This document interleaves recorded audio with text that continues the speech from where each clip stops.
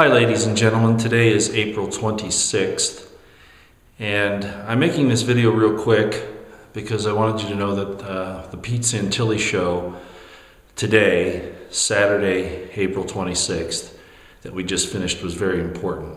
It has to do with a number of issues that I know some of you have problems with different radio and alternative media personalities, but you need to put that aside for right now.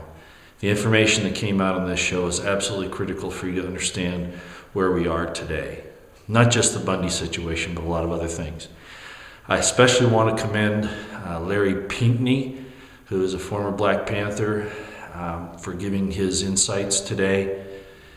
Absolutely outstanding. I have so much respect for him. And to hear what he has to say regarding Bundy's statements in regards to where the people are today and how we need to come together, which is really what he was doing, not about racism, but about coming together, putting aside our differences, and seeing what the establishment's really done to all of us is really important, and he makes a good point of that. So I'd love you to see that.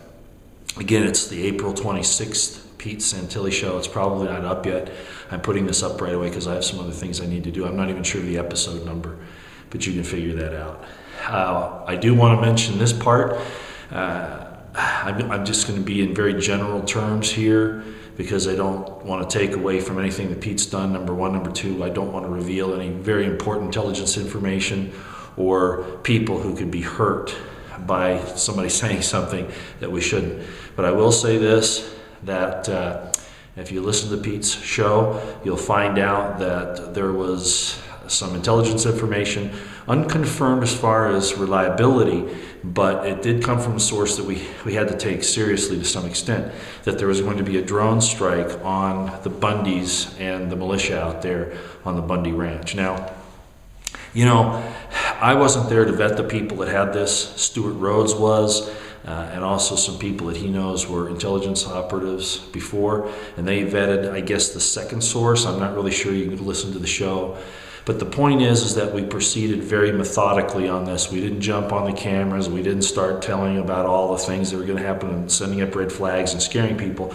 It was a very methodical staffing procedure with a group of people, and you'll hear about those people not by name, but there were about 5 or 6 of us that for several hours war gamed this, staffed it to figure out what the best course of action was, and the final course of action was call 911. Try to get Governor Sandoval out there, the National Guard, to be a line in the sand, if nothing else. That didn't happen. But anyway, go look at this and listen to it. It's very important. Why do I give a little more credence now to this than when I first started working on it last night? During our conversation with the people on the ground at Bundy Ranch, I'll just leave it at that, we did receive electronic warfare interference. Now you have to understand something, you know, all of this could have been a psyop, but to actually conduct, I'm not talking about eavesdropping, okay? I'm talking about actual attacks on our communications so that we could not communicate with electronic warfare type of interference. That is an act of war, folks, even if there was not going to be a drone strike. Okay, even if there wasn't going to be that was all a psyop to get us worried for whatever reason, that electronic warfare came at a time when we were discussing possible defensive scenarios to keep people from getting hurt, and we were jammed. That is an act of war on the American people. Were the militia out there planning on doing some type of offensive action against the government? They never have been. Okay? They're there for the security of the Bundy family and their supporters. They're no different in their security functions, as I make this point in the show, than the security team for Glenn Beck or the security team for Michael Moore. It's the same thing, and yet they're being attacked by electronic warfare activity.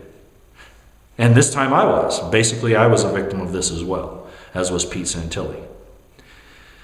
So you have to understand this is getting very serious. There are evil, corrupt people in this government that now can stop at nothing to make sure that these land deals and all of their other corruptive actions go through, because they're looking at the barrel of guns from 2 sides of the pond, you know, the Eastern European side and from the Chinese on the Pacific side. if they don't pull this off. And believe me, there are people that will probably get rid of him. It won't be people in the militia or the conservative movement or anything like that. If you see people like Harry Reid start disappearing or having problems, suddenly comes up dead from suicide or whatever, and again, that's not me saying this, it's because the kind of people they're associating with, they have to make sure that they do this theft from the American people, this put down of the American people in order to keep their money and their lives. I think that's how serious this is getting. Which brings us to the point of why they're employing this character assassination against Cliven Bundy. Now, I won't go into a lot of detail on that. Glenn Beck jumped on this because he's a coward, and I'm going to say that right to you, Glenn Beck, you're a coward, or you're an operative. Either way, you've totally thrown yourself out of the realm of trustability. Okay, I don't believe a thing you do anymore. Not that I ever did, but now it's certain. Okay. Anyway, this character assassination that's going on Bundy, if you listen to his original full interview, he talks about the importance of everybody pulling together, Mexicans, Americans, blacks, everybody. And all he brings out is how the system has put us down to the point where we can't take care of ourselves. And he uses some examples, but it's not out of a racist position. Go look at those. I've added some links here from Pastor Manning and from another gentleman. You can also find some from Lieutenant Colonel West, I believe at this point. I haven't heard anything from Ben Carson, but you'll see what I'm talking about as far as how some of the really good leaders in the black community are showing that this was a compassionate statement by this man. He really has a care for everybody. Now, in my own personal opinion, would I have brought this up? Probably not. But we're talking about the sophistication of a mainstream media that's really the propaganda arm of the U.S. government and baiting this guy into explaining something that he really didn't need to. He could have stayed on the issues, his own issues, as far as the land grab and all of that, the felonious actions of officers in the BLM, that kind of thing. But you have to understand when you're getting interviewed, especially an honest person, okay? When an honest person is asked a question, they want to try to pull in all of the reasons why they're concerned about something. I've fallen victim to that myself. It's not a good thing to get off topic, but when you're trying to prove that you're actually concerned about people, then you have a tendency to bring in things that where you're trying to identify and personify your honesty. And sometimes that's a mistake. It's best to talk in sound bites, as I'm not doing now. All right. Well, I'm a little tired today. It was a very grueling night last night.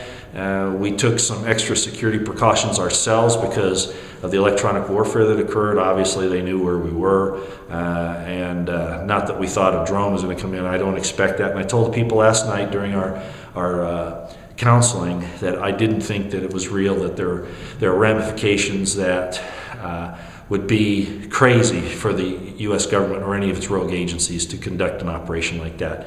I'll just leave it at that. However, when that electronic warfare happened, that was an act of war, and so obviously we were getting into areas where they wanted to keep us from communicating, and who knows what else. So that's enough for now. Stay on your toes. Keep your eyes on the horizon and your ears on the ground for all of this that's occurring. Get angry. Calling your legislators and your governors and all those things. I know that doesn't work, but you still have to do it. They still have to know that you're aware of what's going on. We have to raise the crescendo on this thing. Okay? That's very important. All right, I was going to say some other things, as I always say, but I won't for now. Those two things I wanted to get out. It's serious, folks. We're really in a war. We're really in a struggle for our lives and the lives of our children.